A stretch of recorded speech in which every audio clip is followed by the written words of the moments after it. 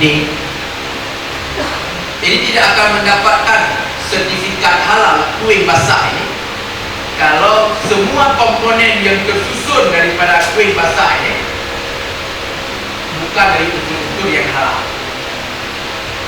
Ini berapa komponen?